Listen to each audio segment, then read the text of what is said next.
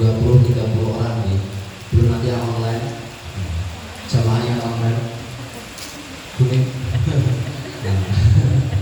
masih setia gih.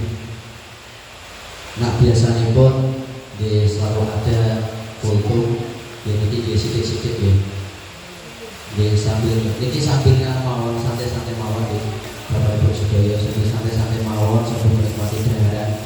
Insya Allah ini buatan dan tidak lama-lama juga karena ini juga ada waktu. Tapi intinya apa? Ketika kita datang di masjid ini, tidak hanya bacaan zikir, tidak hanya ilmu, tidak hanya zikir, tidak hanya sholawat, tapi sedikit yang penting bisa sedikit yang penting bisa bermanfaat, kita tetap isi dengan beberapa kajian ini. Bismillahirrahmanirrahim. Mengutip dari hadis Bulughul Maram, sebenarnya tidak materi. Kalau materi itu ngalir dulu, sifatnya mengalir. Tidak membahas materi yang berat-berat karena di samping saya juga masih belajar, bahkan kita semua juga masih belajar. Di sini juga untuk pengingat bagi kita semua bahwa senantiasa kita mungkin sudah familiar dengan hadis Nabi yang diriwayatkan oleh Abu Hurairah radhiyallahu anhu yang berbunyi Bismillahirrahmanirrahim. Qala Rasulullah Abi Hurairah radhiyallahu anhu qala Rasulullah sallallahu alaihi wasallam idza mata Adam inqata'a amaluhu illa min salasin shadaqatin jariyatin aw ilmin yuntafa'u bihi aw waladin sholihin yad'u,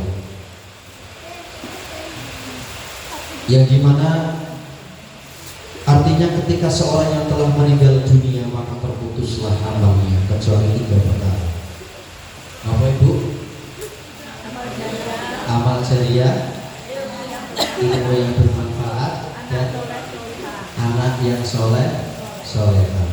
Insya Allah ini sudah hadis yang familiar. Mungkin kita ingat-ingat lagi hadis ini. Yang dimana kenapa runtutan di majlis ini itu selalu ada bacaan tahlil, zikir, dan juga sholawat. Itu merupakan salah satu bentuk amalan yang kita coba amalkan, yaitu amalan anak soleh. Ketika kita membaca zikir, ketika kita bertawasul kepada Nabi Muhammad, kita menyapa para leluhur kita, zuriat-zuriat kita, ila hadratin Nabi Mustafa Muhammad sallallahu alaihi wasallam. Kita menyapa Nabi, kita menyapa zuriat-zuriat Nabi, kita menyapa sahabat-sahabat Nabi, ulama-ulama kita sapa, wal muhaddisin wal mufassirin, ulama hadis, ulama mufassir, semua kita sapa. Jadi bagaimana perannya tawasul ini sangat penting untuk menembus segala doa-doa kita. Jadi barangkali panjenengan semua ingin mengharapkan doa apapun, jangan lupa mentawasuli Nabi Muhammad. Karena Allah dan Nabi Muhammad nurnya itu berdampingan. Jadi begitu dekat Nabi Muhammad itu dengan Allah Azza wa Jalla. Jadi banyak orang yang ingin memanjatkan doa, tapi beliau lupa bertawasul. Nah, dipikir-pikir secara logika sopo awake dhewe sing akeh dosa ngeten. Pingin doa ya Allah, pingin pajero, ya Allah pingin dulu masih utang. Tapi dia nak Gusti Allah nak delok kene iki kowe iki sapa? Nah, iki sapa? Kowe iki sapa jawab pajero kok gampang sapa? Nah, ini kan saya perlu jadi pertanyaan. Makanya beruntunglah kita sebagai umat Nabi Muhammad Allahumma amin, yang Nabi Muhammad itu mendapatkan gelar pemulanya para nabi dan akhir para nabi, penutupnya para nabi. Jadi bagaimana kekuatan tawasul itu sangat penting. Dan ketika tadi kita membaca zikir, kita membaca zikir, kita membaca doa, kita membaca tawasul, kita sapa wali jami'il muslimina wal muslimat wal mu'minina wal mu'minat bil masyaqi ardhi wa bari wa ummahatina, umat semua wa ummatana wa asdadina wa jaddatina, kakek-kakek kita sapa. Nah, makanya ketika di bab tawasul ini panjenengan sebutkan nama kakek-kakek jenengan, sebutkan nama sebutkan nama para sesepuh jenengan yang telah mendahului kita. Karena ketika di hadis ketiga amalan ini, semisal ketika kita meninggal, semua amalan terputus kecuali ketiga amalan tadi: amal jariyah, ilmu yang bermanfaat, dan doa anak soleh.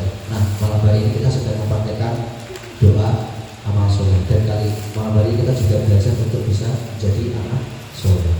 Ketika kita belum bisa memberikan ilmu yang bermanfaat, ketika kita masih belum cukup ilmu, kita ngapunten kula balik. Ketika kita mungkin belum punya cukup banyak harta untuk sedekah jariyah, masih ada opsi lain, ilmu yang bermanfaat. Ketika ilmu kita belum cukup, doa kita. Makanya sebenarnya ini runtutan itu. Sedekah jariyah itu dalam keluarga itu sebuah runtutan. Kalau saya dulu pas belajar itu, ilmu setidak-tidaknya orang tua itu harus mengambil peran kedua ini, yaitu ilmu yang bermanfaat. Orang tua ini harus bisa mengambil peran ketiga hadis ini, ilmu yang bermanfaat. Jadi ilmu yang nantinya kelak akan terus diucapkan oleh anak-anaknya jenengan, sebisa mungkin diajarkan jenengan. Semisal contoh simpel mawon, basmalah, Al-Fatihah, minimal yang mengajari, yang mengenalkan bacaan basmalah oleh Al-Fatihah itu jenengan, jangan guru ngaji, minimal. Gitu. Nanti Mbak, kalau ini nanti ya Mbak. Banyak. Sudah jadi. Iya. Ya, itu untuk ini. Entah itu ilmu apapun, entah itu ilmu yang nantinya akan diamalkan lari-larinya jenengan, ilmu yang bermanfaat. Karena ketika larinya jenengan itu mempraktekkan ilmu bermanfaat, jenengan akan terus mendapatkan pahalanya dari anak jenengan ketika anaknya jenengan melakukan Al-Fatihah. Selama anaknya jenengan melakukan Al-Fatihah, terus pahalanya akan terus mengalir. Walaupun jenengan meninggal, kan kalau misalkan yang mengajarkan Al-Fatihah itu jenengan, pahalanya akan terus mengalir. Itu keutamaan basmalah Al-Fatihah. Minimal itu kan pamungkasnya di Al-Quran. Kita mau melaksanakan apa, kita mau ucapkan basmalah, kita mau melakukan apa, lebih afdal melakukan Al-Fatihah, ilmu yang bermanfaat. Lalu kita naik lagi ke doa anak soleh yang perlu kita praktekkan. Ketika pasti jangan pernah kira syair saben malam Jumat aliku bermulai ning omah kanggo njaluk donga maca Quran senajan sakalima namun ora diparingi banjur bali babas ini ngerti iki bisa iki bali ning kuburan.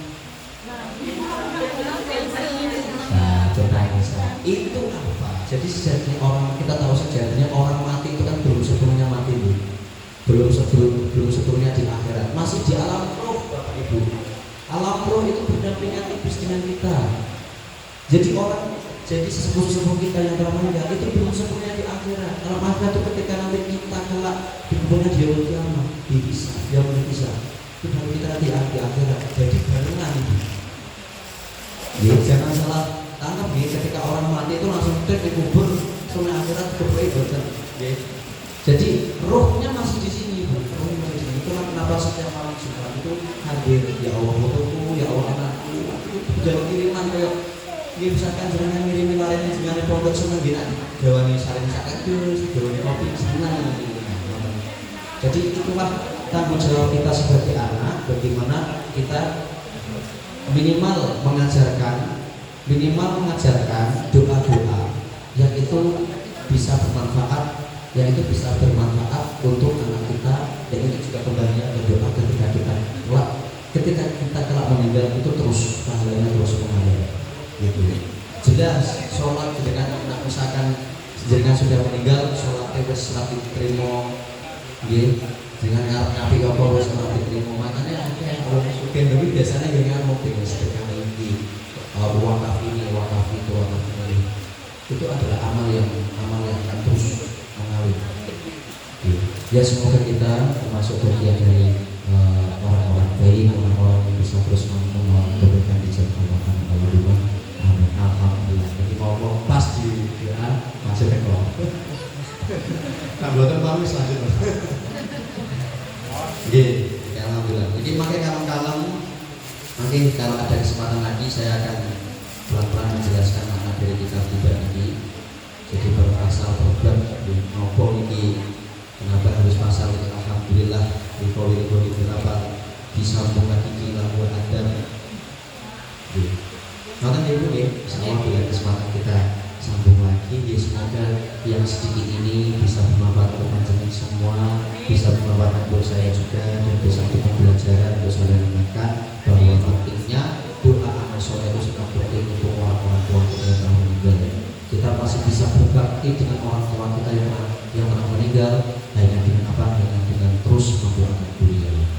Betul nggih?